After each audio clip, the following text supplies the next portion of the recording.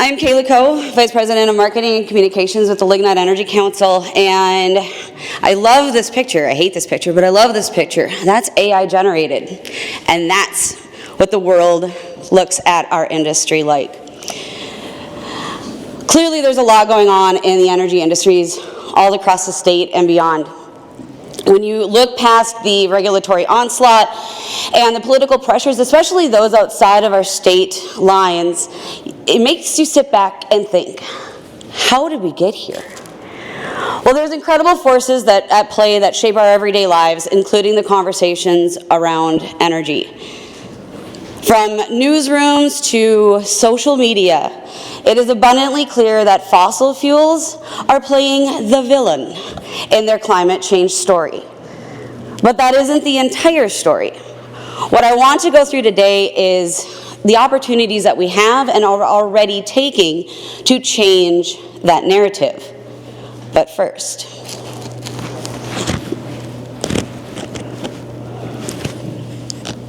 we might not get the audio there. Might have to change the import on that. But anyway, you can judge even just by the bylines here how our energy industries are being portrayed out in the media. These are really recent examples.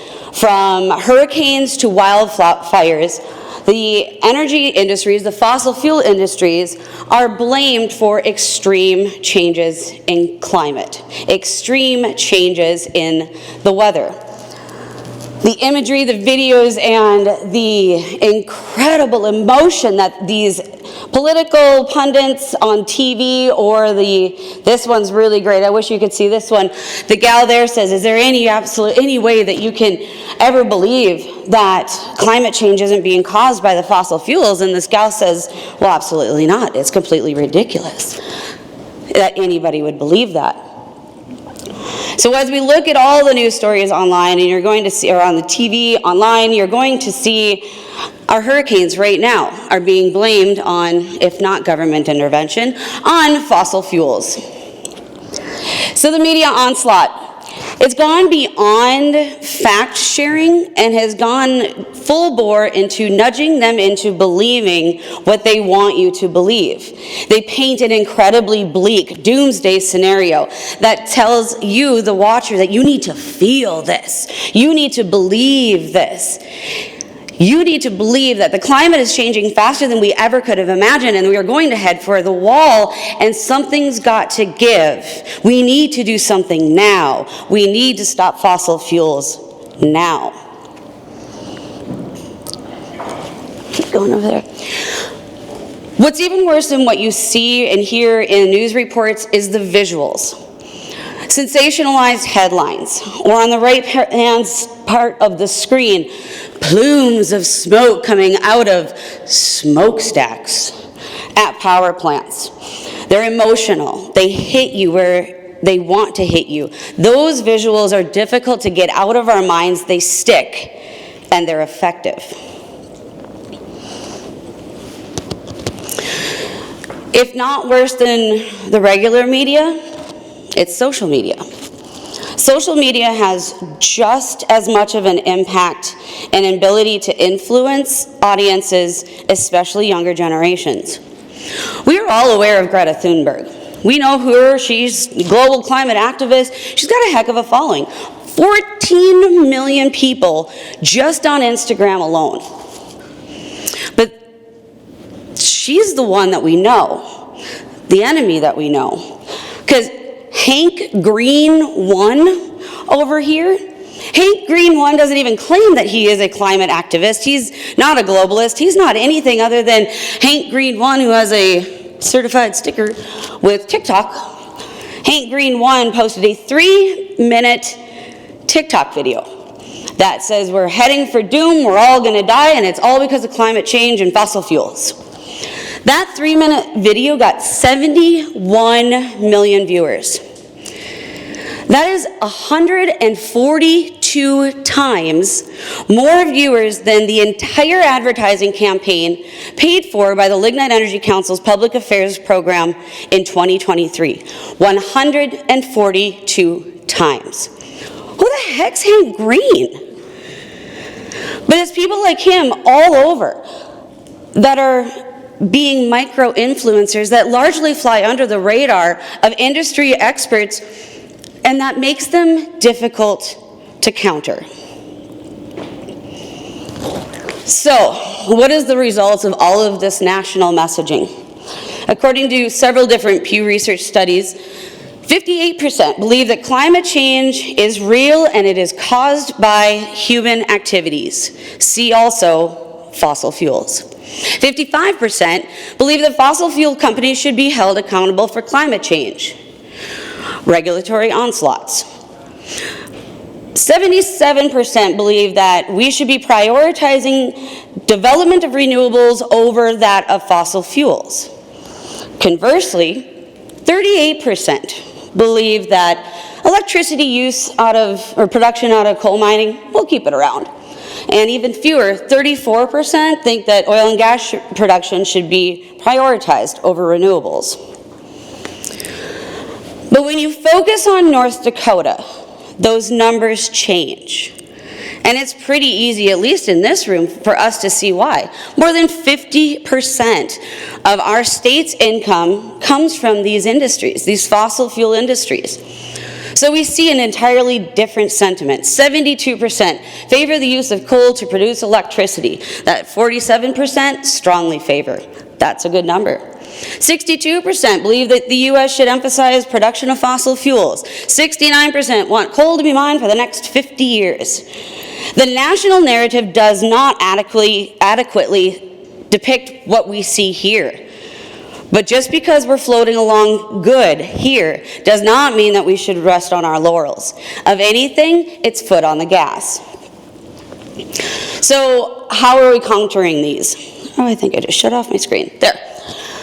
The Lignite Energy Council is extensively involved in public relations, outreach, and education activities. I talked about that emotional connection earlier that plays in this ballgame too. We use video series like I Am Lignite, or we've done Kids of Lignite. You'll see examples of both of those, hype videos that hype up the industry. We connect with real people using real jobs and real impacts. Beyond that, community partner sponsorships, sponsoring the local softball team, Bismarck Larks, North Dakota Country Fest, because it puts a deposit into the bank of goodwill.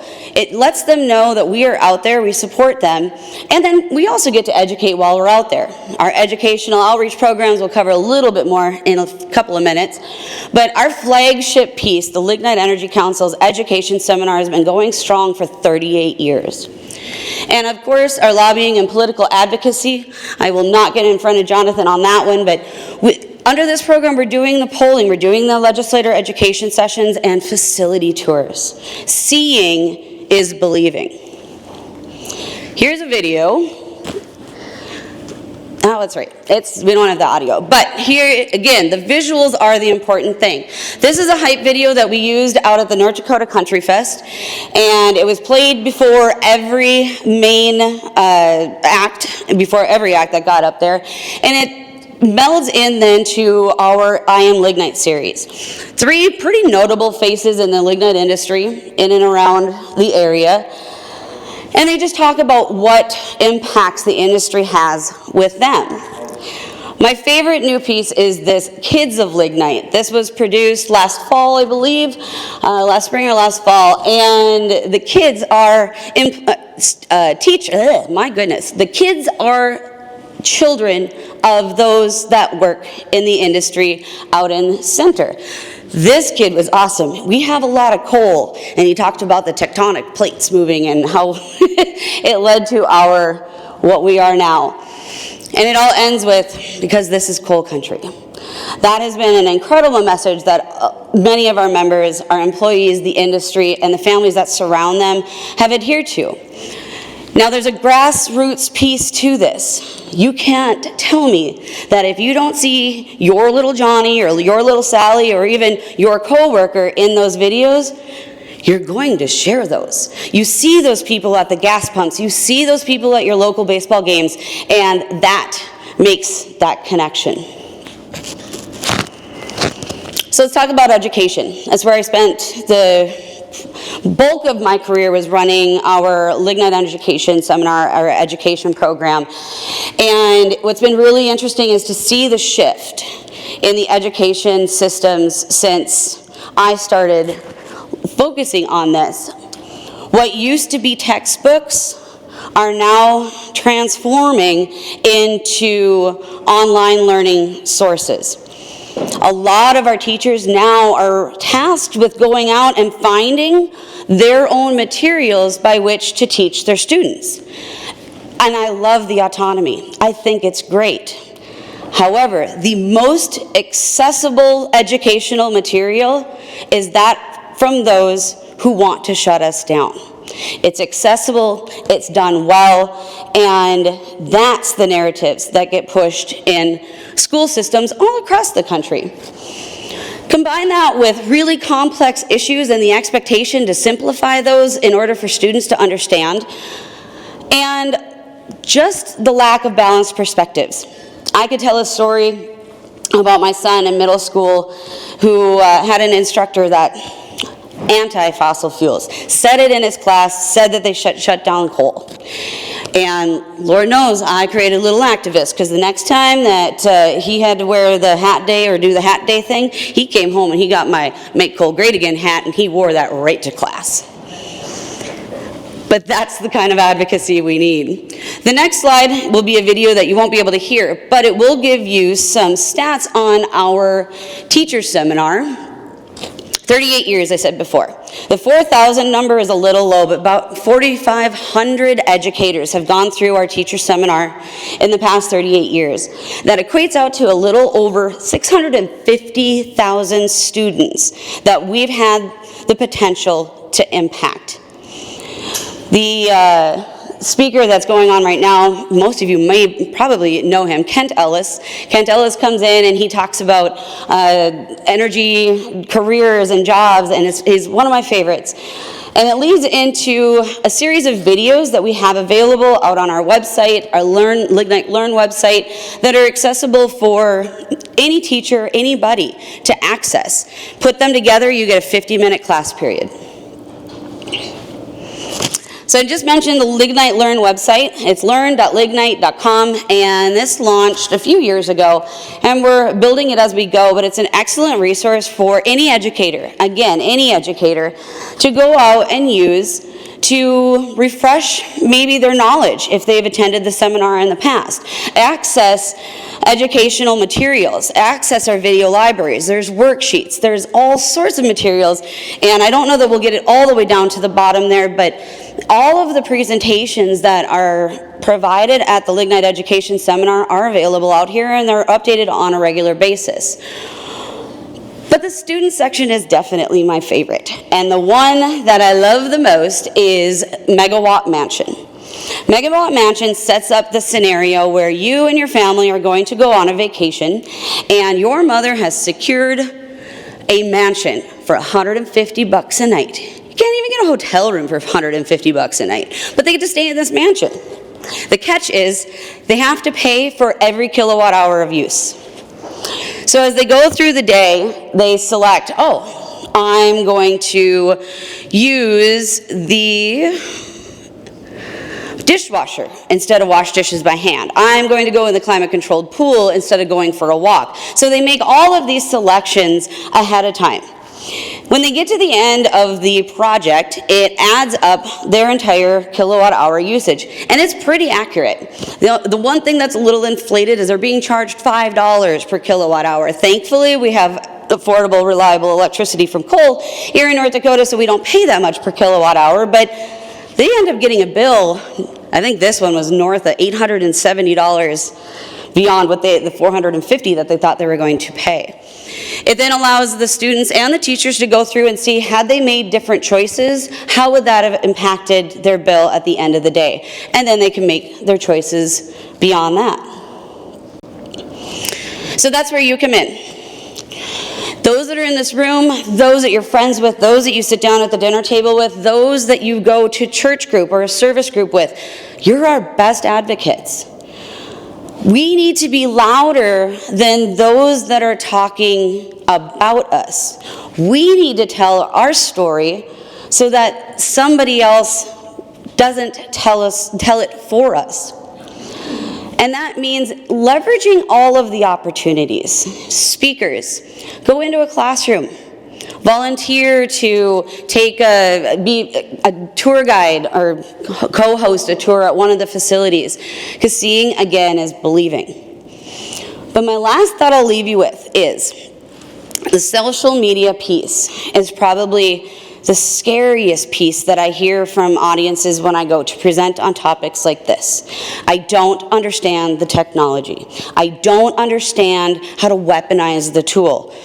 Heck, sometimes I don't even know how to use the tool. I am old enough to tell you that Snapchat, TikTok, and Instagram does not come natural to me. But I was snapping with my kid the other day, and he snaps back any other day, but in this day and age, that would have been a bad thing, but we were Snapchatting, and he responds to me with, "Dude, Mom, this is really convenient." What that meant was he acknowledged that I met him where he was.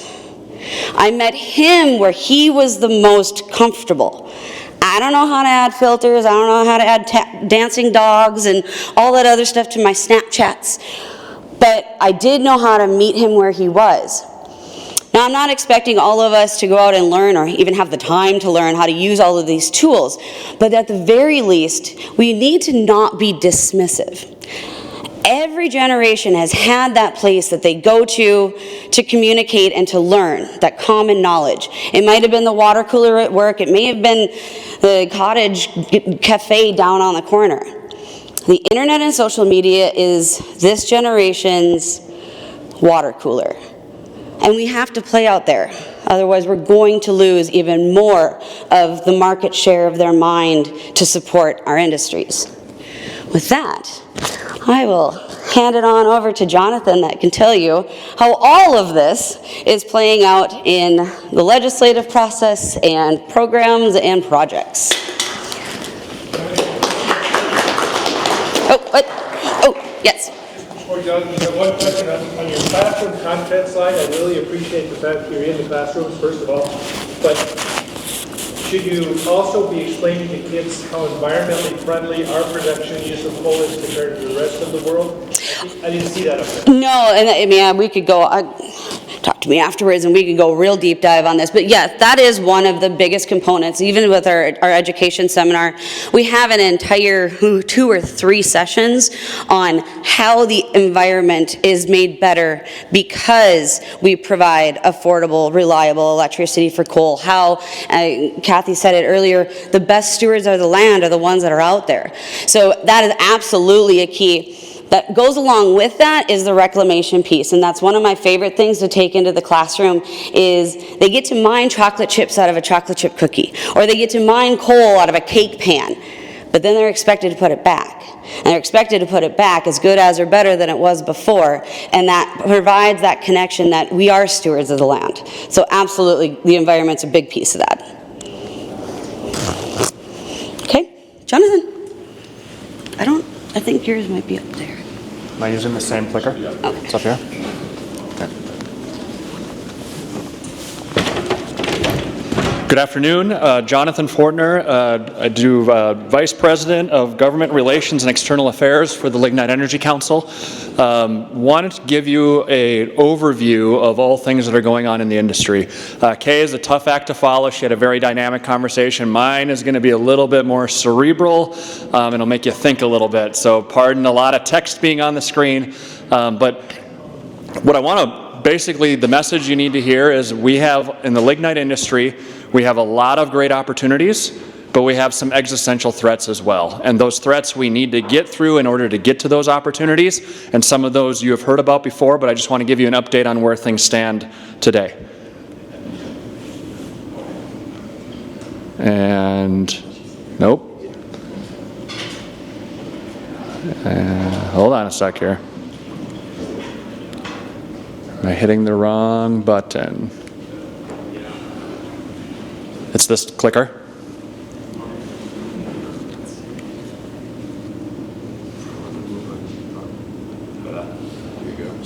Okay, is this going to work or are you just going to hit them?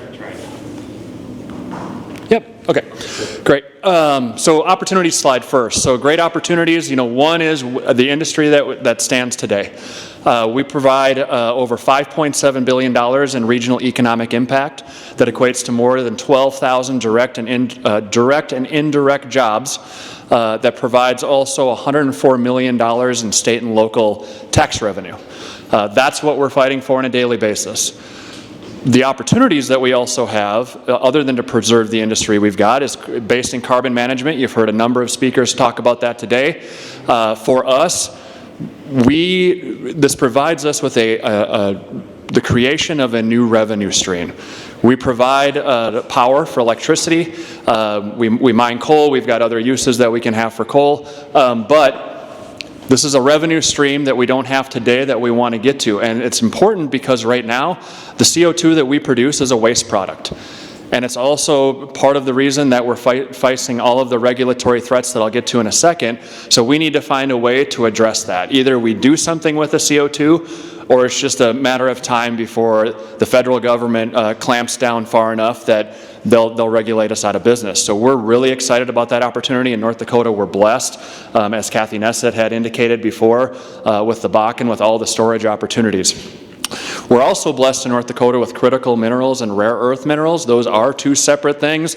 I won't bore you with the periodic table on what that means. Mike Holmes could do that better than I could. But we have an 800-year supply at the rates that we mine now is between 26 and 27 million tons of coal per year. So as the North Dakota Geologic Survey has been operating over the years, they have forecasted out we've got an 800-year supply. And if Dale Patton was still here, he would say, he'd get up and say, Jonathan, every year you tell me there's an 800-year supply, and yet 5 years down the road, you're still saying 800 years. What gives? And I just said, well, there's always more. We just dig, further down. But there's a huge supply of coal, of which critical minerals and rare earth minerals, as there's some projects I'll get to later in the presentation, that they have found very high value minerals within the lignite coal, so that is another opportunity for coal. Also, demand growth. The population's always growing. Everywhere is electrifying. We've got electric vehicles, building construction's changing, so there's those opportunities, but also the real growth is going to happen in artificial intelligence and then also data centers. Now, some of the threats that we have, and I'll spend more time on the opportunities than the threats, but essentially we're in a battle with the EPA right now. They've got an unprecedented amount of rules that we're currently facing. Our industry alone, we're spending the vast majority of our time gathering industry data, working with outside experts, scientists, researchers, legal. Our industry, between our members and the council ourselves, we're spending millions of dollars to fight these legal battles. The state has also played a role. Thank you, Senator Beckedahl. The legislature authorized a $3 million Lignite litigation fund. They did another one for oil and gas as well in this last biennium. Those dollars are being helped to set the state up. There are certain challenges that they can make on these rules to push back. They have different standing than industry does. Industry has different standing than the state does. So we have been working pretty much hand in glove with the state to file both state challenges, also industry challenges, and at the end of the day, a lot of those lawsuits get rolled together. So we're very supportive and thankful that we have those opportunities. I will go through a number of these rules later on in the slides as well. We also have not only a threat from federal, but from Minnesota. Half of the power that we produce in this state, we export, gets sent to Minnesota. They just passed 100% by 2040 carbon-free rule. It's going through the Public Utility Commission process right now. We don't know what the outcome will be. They just had a ruling a couple weeks ago that said they would be willing to take partial credit on utilizing our carbon capture. So that would mean, and the details are still to come, but essentially that would mean if we capture 85–90% of the carbon dioxide from our power plants in North Dakota, we send that across over into Minnesota, we would then have to make up the difference buying renewable energy credits or some other qualified means that they have yet to rule on.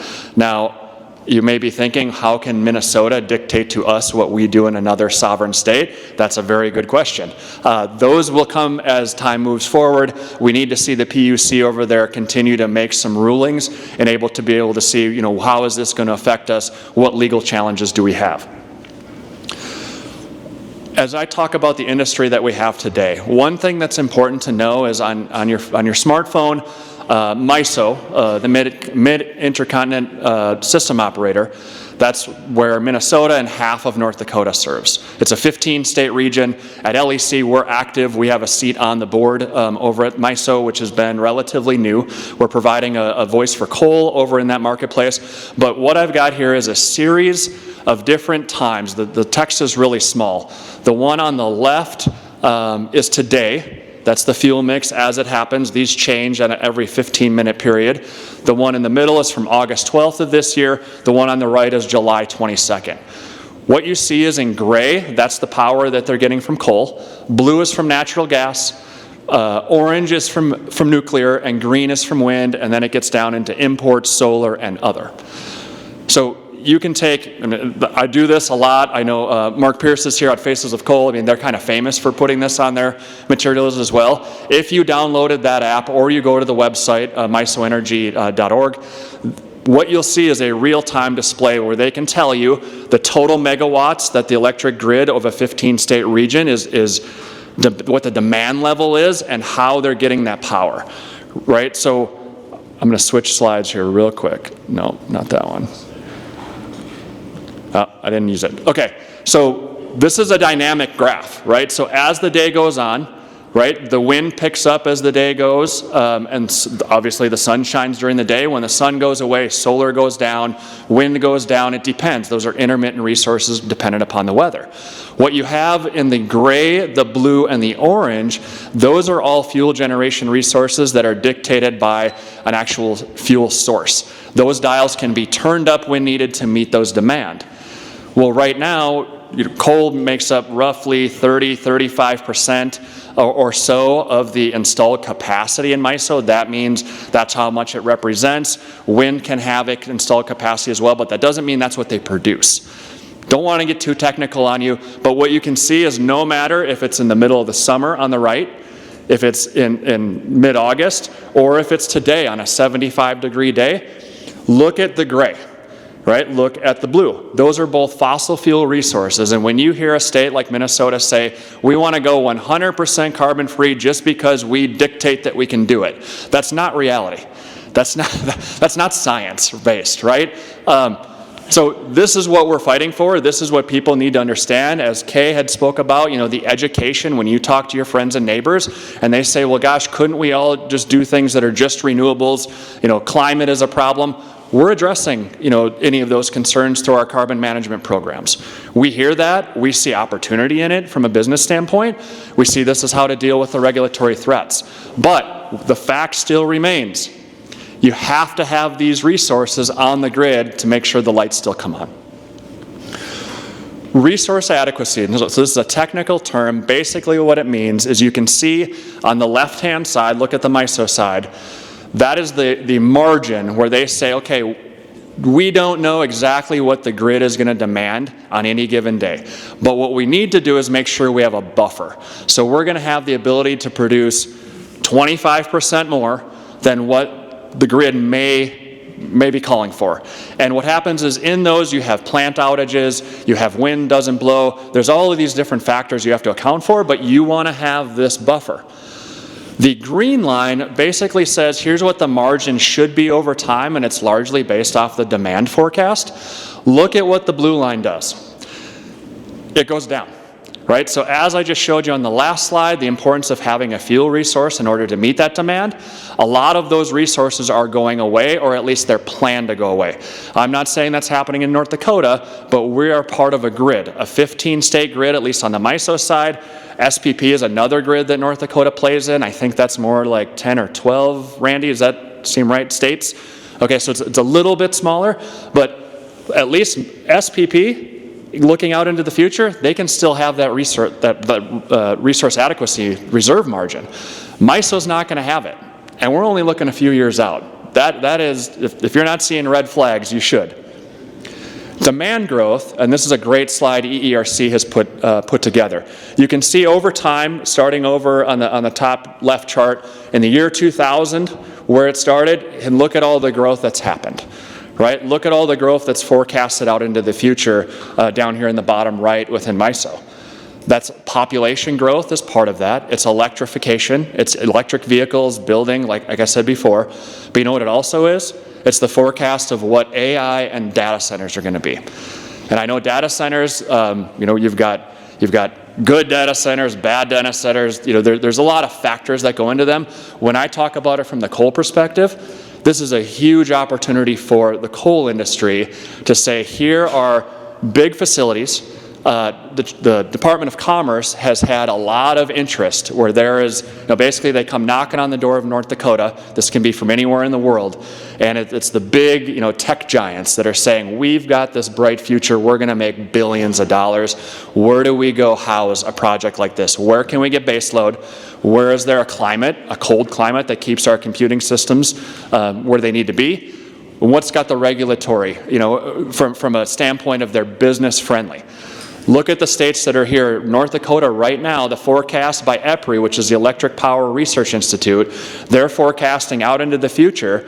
It's possible by 2030 that North Dakota has the potential for roughly 20% of the power that we produce could be consumed by data centers.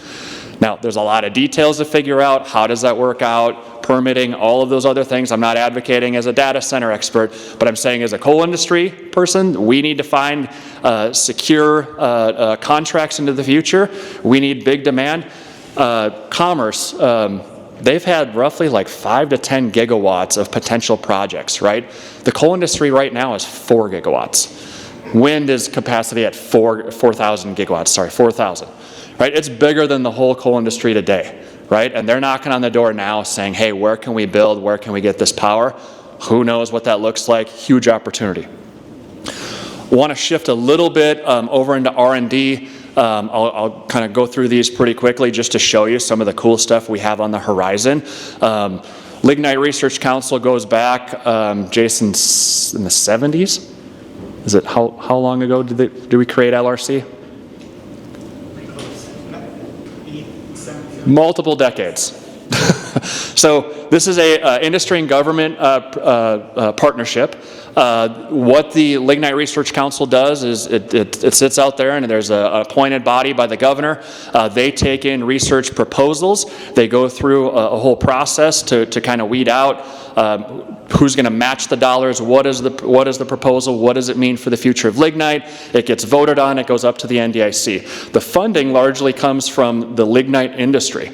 So of the tax dollars we pay, whether it's conversion taxes or severance taxes, a portion of each of those tax base go back around into the R&D program and fund a lot of these projects. So it's a really powerful program. It's kind of a crown jewel, I would say, within the state and especially within the NDIC. Some of the projects that have gone through over time, and really this is the entity when we face challenges that are technical look at the long lists, right? Dry fining. How do we advance the ability to, if you dry the coal before you burn it, it gives off different properties. It's more effective. It's better utilized. We've done projects out at DGC to help them continue to add products to their product suite. We've found ways to reduce our emissions on different, we've solved every problem that's basically come to us. We're now looking at, how do we solve the carbon problem? We're working on it. We've been doing it for quite a long time. We've got the track record to show we can do it. Active projects. So on the left, there's about $44 million that's been invested in different projects that are ongoing. These take a number of years to go through. What it's hard to see is on the bottom there, you've got colors. So on the left, 71% of the $44 million would go to grants for carbon management. So a lot of the funds that we've spent currently, the projects that are active are in carbon management. When you look at the red, those are rare earth minerals and critical minerals. That's where those dollars are as well. Emerging markets can be what are additional uses that we can use for coal. And I'll get into those in a little bit on what that looks like. And then miscellaneous can be all of the above. Over the lifetime of the Lignite Research Program, which you can see on the right, there's been $161 million invested. And again, you see the breakdown. About 58% of that has gone to carbon management, and a good chunk of that has gone to critical minerals. These are some of the active programs that are going on right now. I'll save you the time to go through what they are, but these are active. A lot of these are in concert with not only the EERC, but other entities as well. So there are scientists out there right now, doing core samples, out sampling, trying to build up how do we go ahead and process. So when you take the coal, you dig down, largely it's on the top and the bottom side of the coal where you've got a different consistency of the coal. That's where they're finding a lot of the critical minerals. So they're going through the whole process of, are you better off to harvest those critical minerals on the front end before you burn the coal, or on the back end where it's an ash and it's more refined? It looks like right now it's on the front end is where it's at, but there's a lot more work taking place to get there. The global market right now is about $20 billion. So there's a huge opportunity in critical minerals. I think if you've read any news articles on this, there's a lot of talk about parts per million. So they'll say, oh gosh, we did some drilling out western North Dakota and we have found so many parts per million of a certain resource.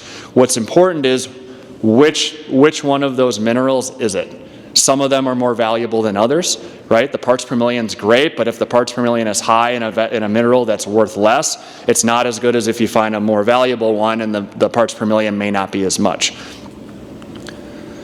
You can see there's a crucial need for graphite. China dominates about 92% or more of critical minerals within the global markets. A lot of those go into supercomputers, electric vehicles, all of those things. Here's an opportunity for us to be producing those domestically and right here in North Dakota.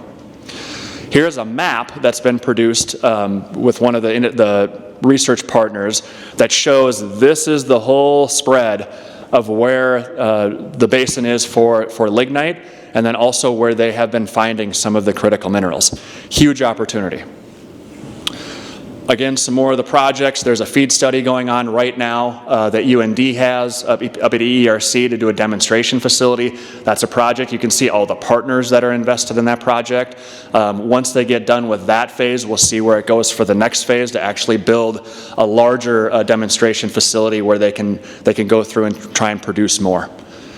Some of the added additional uses for coal. So you can make asphalt with coal. You can make roof shingles with coal. You can concrete blocks that are actually lighter and fire resistant. There's a lot of opportunities out there for building materials and other things that you can do.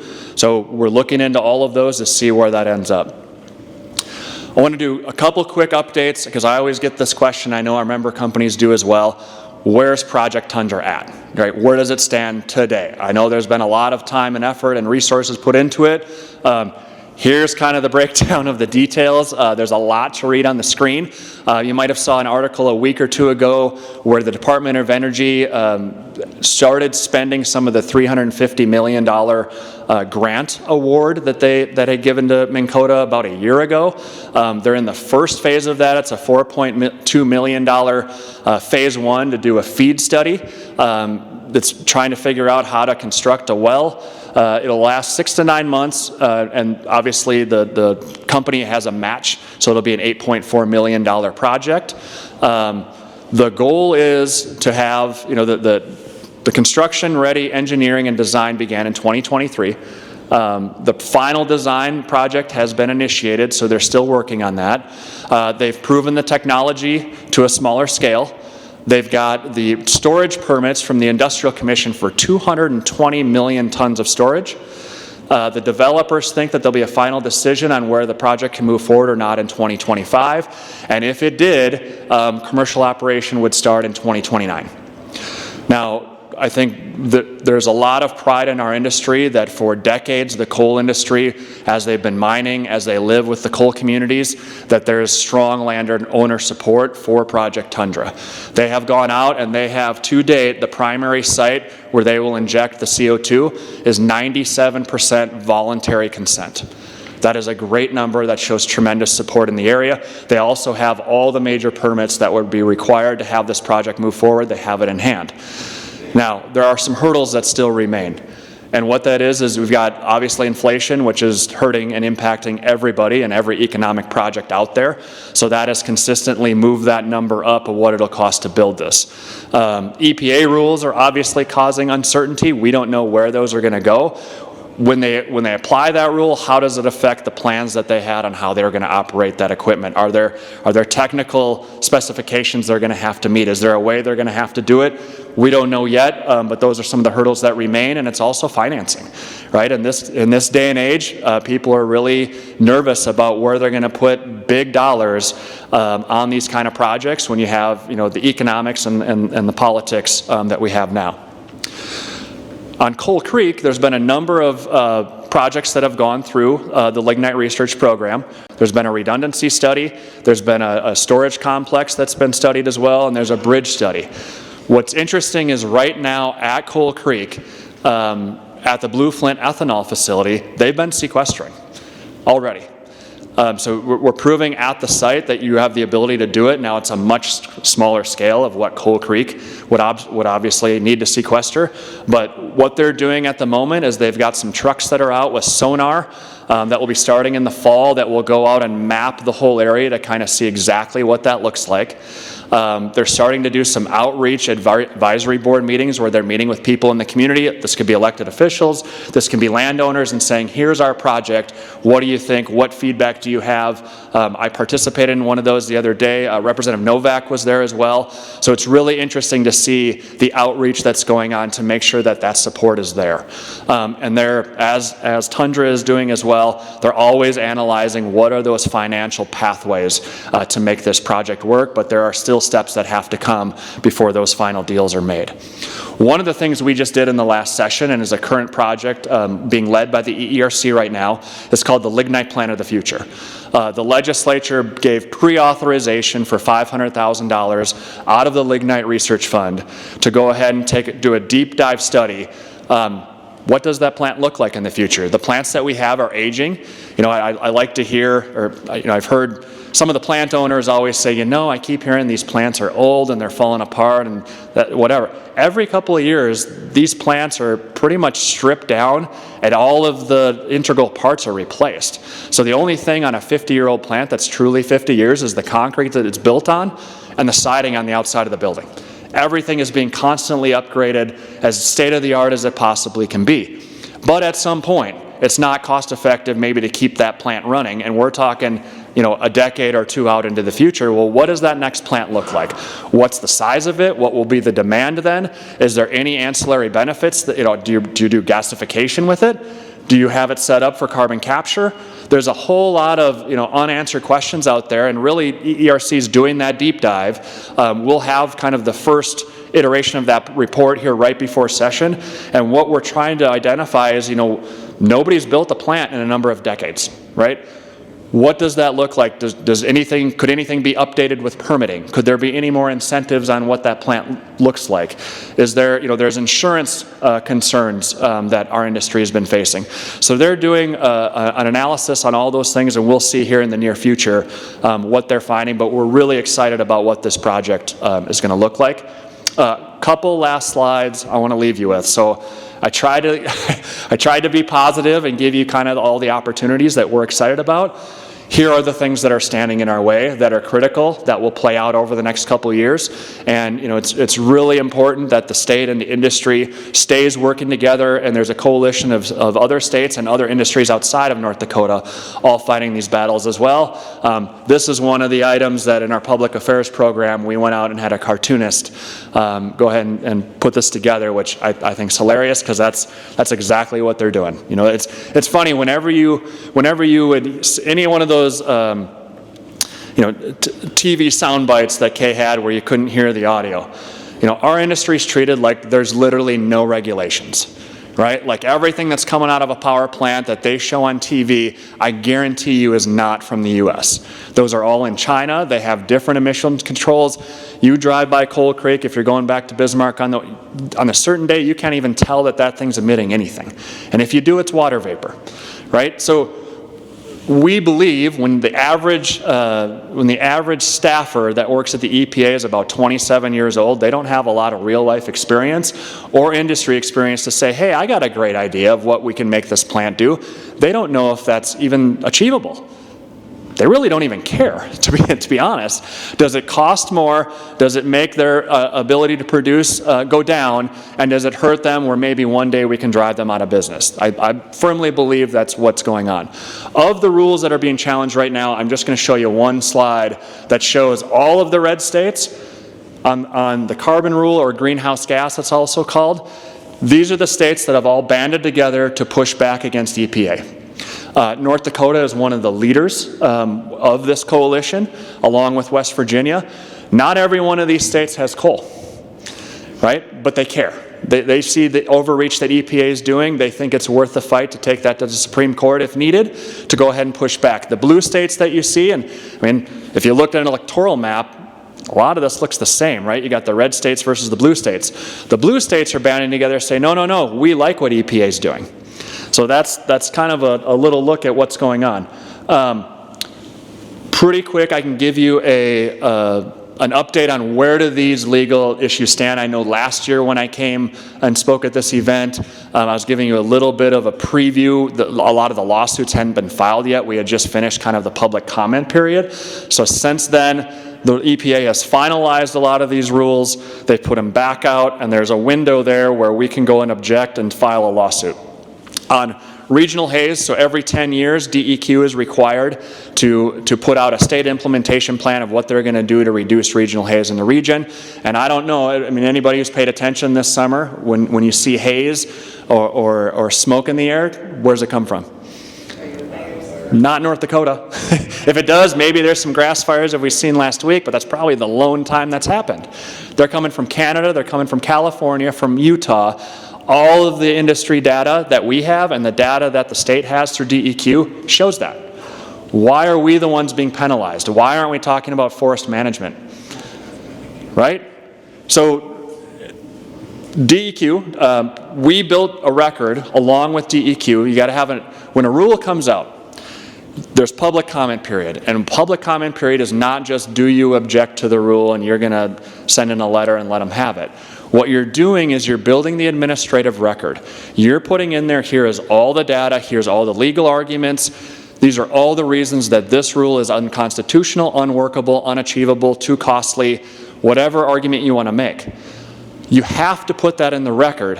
When the record closes, EPA needs to sit down and rethink, does this rule still make sense? And if we had serious people running the EPA, they would look at it and go, oh gosh, we didn't know this. Maybe we should adjust. That doesn't happen. They may push the timeline out a year or two, but they don't change any of the criteria in the rule that they've produced. So what's important is once that rule is finalized, we see it, we say, look, they didn't listen to anything we told them. That's when the coalitions to get together, they fight they file a lawsuit, and unless you've got arguments in the public comment, you don't get to file a lawsuit. You have to file it and argue on what was in the public record. So we have worked very closely with DEQ, with PSC, with the NDIC, with the Transmission Authority to make sure that everything that we can put in those records is there. And so on every one of these issues, we have done that. So when it's an EPA Clean Air Act rule that's being proposed, and keep in mind, Congress is not giving them the authority to do these rules, right? These are overreach. When we challenge those, they're in the DC circuit. And a lot of those were appointed, by Democrats who are not fond of our industry. So we have challenges right now. We've gone to the DC circuit on a number of these issues with a motion to stay, saying, while this implementation clock is moving forward, we want to challenge on the merits. There are impacts here that are going to hurt everybody. It's going to cause grid reliability issues. It's going to increase the cost. It's going to shut down the plant. It's going to reduce tax revenues for the state and locals. It's going to cost jobs. We need you to put a stay on it. So far, the DC circuit did not put a stay on the mercury rule, did not put a stay on the carbon rule. We then very quickly went up to the Supreme Court and we filed challenges there. We heard last week on the mercury rule they wouldn't accept a stay. Now, while we're disappointed, what does that mean?